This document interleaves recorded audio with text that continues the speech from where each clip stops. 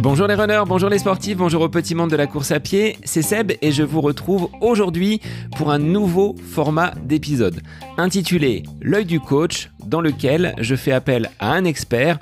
Aujourd'hui, c'est Bruno Heuby qui vient vous apporter des informations claires, précises et concises sur une question que j'ai à lui poser autour de l'entraînement, autour de notre pratique sportive. Et la thématique du jour me concerne directement à J-7 avant mon semi-marathon du côté de Chartres. Comment organiser cette semaine de pré-compétition ? Les impairs à ne pas commettre, les bonnes pratiques et comment occuper ce temps un petit peu moins actif avant le jour J. Sans plus attendre, je vous laisse déguster tranquillement ce nouveau format d'épisode. Micro-capsule, l'œil du coach, c'est avec Bruno Heuby. Bonne écoute à vous. Comment on gère sa semaine d'entraînement avant un gros objectif, avant une compétition ? On est donc dans cette période où les semi-marathons et les marathons fleurissent. Alors que fait-on pour optimiser justement cette semaine d'avant-compétition ? Bonjour Sébastien, oui, c'est toujours un plaisir de se retrouver pour partager ces capsules sur l'entraînement et transmettre nos trucs, nos petits secrets.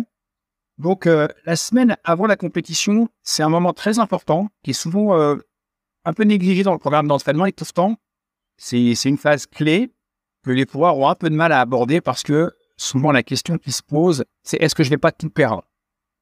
On va rassurer les gens qui nous écoutent. Non, on ne va pas tout perdre. On ne perd pas tout en une semaine, heureusement d'ailleurs. Et au contraire, cette phase de repos avant l'objectif, avant la compétition, va permettre de faire fructifier, de potentialiser tous les entraînements qu'on aura fait auparavant. Donc, c'est très important d'avoir une phase, ce qu'on appelle une phase de relâchement, au cours de laquelle on va laisser à l'organisme le temps d'assimiler toutes ces sortes d'entraînements qu'on aura faites semaine après semaine. Pour un semi-marathon, la dernière semaine doit être vraiment relâchée. On ne fait plus grand-chose. Moi, je conseille de faire 2-3 entraînements grand maximum. Des entraînements courts. Donc, le principe de la phase de relâchement, c'est de réduire considérablement, voire même de manière drastique, le volume de l'entraînement, mais qu'on garde un tout petit peu d'intensité. Et là, l'intensité qu'on va conserver, c'est de l'intensité à la vitesse spécifique. 2 jours de repos avant le semi-marathon, je trouve que c'est bien. On peut faire une séance la veille, mais c'est pas obligatoire. C'est obligatoire pour les athlètes de haut niveau, des athlètes de très bon niveau qui vont s'entraîner 6-7 fois par semaine. Eux peuvent faire une séance la veille, un petit footing de 20-30 minutes avec quelques phases de déroulé, d'accélération très courte. Ça, c'est pour les athlètes de bon ou de très bon niveau. Moi, je conseille 2 jours de repos avant la compétition. Et voilà. Et à J-3, on va faire une petite séance de rappel, une trentaine de minutes de footing, et puis 3 fois 500 à la vitesse de l'objectif, à la vitesse de son semi-marathon, pour se remémorer la vitesse, pour garder cette notion de vitesse en tête, voilà, pour faire ses gammes comme un pianiste qui continue de faire ses gammes. Donc, on refait les gammes à la vitesse spécifique, vitesse qu'on aura travaillé auparavant, donc qu'on connaît parfaitement bien. Voilà. Ça, c'est 3 jours avant. 1 jour de repos à J-4, et puis à J-5, on peut faire la même chose. Comme on est un peu plus loin, on va mettre un petit peu plus de distance. Moi, j'aime bien cette séance de, pareil, 30 minutes de footing et puis 3 fois 1000 à la vitesse du semi-marathon, en respectant, bien entendu, précisément le timing. C'est pas parce que ce sont des 1000, c'est pas parce qu'il n'y en a que 3 qu'on va les faire vite. Au contraire, une fois de plus, on est dans cette notion de faire ses gammes, de répéter la vitesse pour bien la mémoriser. Voilà, donc 2 séances, 3 grands maximum dans la semaine qui précède, et c'est suffisant pour le semi-marathon. Pour le marathon, je conseille vraiment d'avoir une phase de repos un peu plus longue. C'est le même principe. On va répéter des séquences à allure marathon. Donc forcément, si on répète une séquence de 10-15 minutes à allure marathon, c'est extrêmement facile puisqu'on se prépare à courir 2 heures, 3 heures, 4 heures à cette vitesse-là. Néanmoins, on est dans la même logique de faire ses gammes, de mémoriser une allure qu'on aura bien travaillée. C'est un rappel. Donc, pas question d'aller trop vite parce que la distance est plus courte. Ça, c'est vraiment l'écueil dans lequel on peut tomber. Pour le marathon, je déconseille vraiment de faire une séance la veille, sauf si on s'appelle Kipchoge. Mais là, vraiment, veille et avant-veille, repos. À J-3, une séance courte, pas plus de 40 minutes, avec une séquence à allure marathon d'une dizaine de minutes à peu près. Voilà, ça suffit. J-4, on ne fait rien. J-5, même principe que le semi-marathon. Une séance d'une cinquantaine de minutes avec 15 à 20 minutes à allure marathon. Bien mémoriser l'allure, une fois de plus. Et ça suffit largement. Alors, on n'aura peut-être pas le temps d'entrer dans les détails de la semaine avant, mais moi, je conseille aussi de faire une semaine allégée à S-2. La semaine précédente, la dernière semaine, l'entraînement doit être aussi considérablement allégé. Moi, je vais même plus loin, puisque pour moi, la phase de relâchement sur un marathon, elle commence 3 semaines avant l'objectif. C'est-à-dire que le pic d'entraînement se situe à 3 semaines avant l'objectif, avec la grosse sortie longue, avec les sorties les plus difficiles. Et déjà, à S-3, on va réduire un peu l'entraînement et de plus en plus comme ça au fur et à mesure des 3 semaines. C'est pour cela qu'on voit beaucoup de coureurs passer un semi-marathon 3-4 semaines avant l'objectif et derrière filer tranquillement vers le marathon. Alors ça, c'est quelque chose, oui, qui est très habituel dans les plans d'entraînement.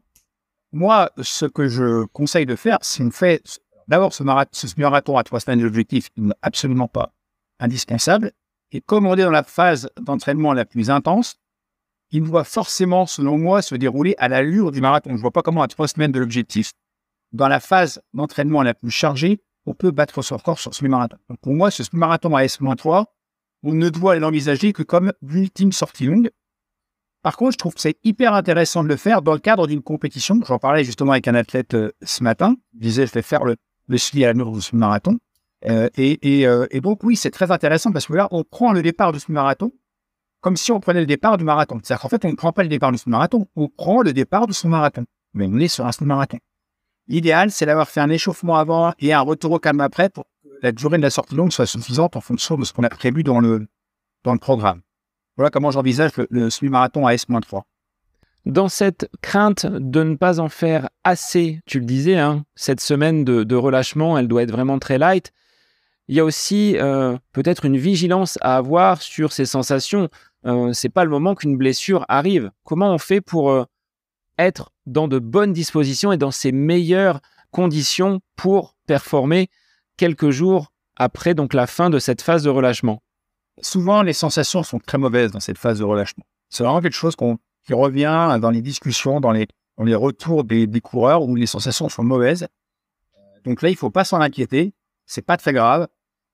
Il y a sans doute des progrès à faire au niveau de la science pour comprendre ce qui se passe dans le cerveau de l'être humain. Peut-être qu'il y a une espèce de peur qui s'installe. Peut-être qu'on est encore plus à l'écoute de ces sensations, sans doute. Et que du coup, les sensations ne sont pas forcément à la hauteur. Le fait que l'organisme soit moins sollicité doit perturber aussi les repères. Donc, c'est difficile d'avoir des bonnes sensations à l'approche de l'objectif. Et le rôle de l'entraîneur, c'est justement de rassurer l'athlète en lui disant « c'est pas grave, ne t'inquiète pas, c'est normal, les sensations ne sont pas bonnes, mais ça ne prouve pas que le jour J, tu ne seras pas en pleine forme. Et d'ailleurs, tu risques d'être justement en pleine forme parce que tu te reposes et parce que tu es en train de potentialiser tout ce que tu as fait les semaines précédentes. » Le repos, le sommeil, ce sont des axes sur lesquels le coureur doit être vigilant sur les jours qui précèdent l'objectif. Oui, c'est ça. Alors bien évidemment, la dernière semaine, on ne va pas régler tous les problèmes. La vigilance sur l'alimentation, la vigilance sur l'hydratation, la vigilance sur le sommeil, elle va se faire les semaines précédentes, mais tout particulièrement la dernière semaine. Oui, moi, ce que je conseille aux athlètes, c'est d'éviter, dans la mesure du possible, les stations debout, à répétition, trop longtemps. Je leur conseille de se coucher un petit peu plus tôt. C'est difficile de se coucher plus tôt quand on est un peu dans l'attente de l'objectif. Mais si on se lève plus tôt, on va facilement s'endormir. Donc, se coucher plus tôt, être vigilant sur le sommeil, être vigilant sur les stations debout prolongées, être attentif à l'hydratation, bien s'hydrater de manière régulière. Alors, le coureur, c'est pas un bac Riviera. Une fois qu'on est hydraté, on est hydraté. Mais bon, voilà, veiller à ce que les urines soient bien claires.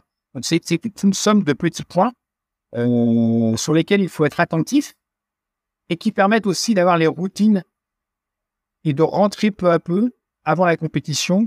Voilà, dans l'objectif qu'on s'est fixé, qu'on prépare depuis ces semaines, ça permet de rentrer dedans avec des routines qui sont assez rassurantes, je trouve. Merci Bruno pour ces conseils consacrés à cette semaine avant la compétition. Je te dis à très vite pour de nouvelles capsules. À très bientôt.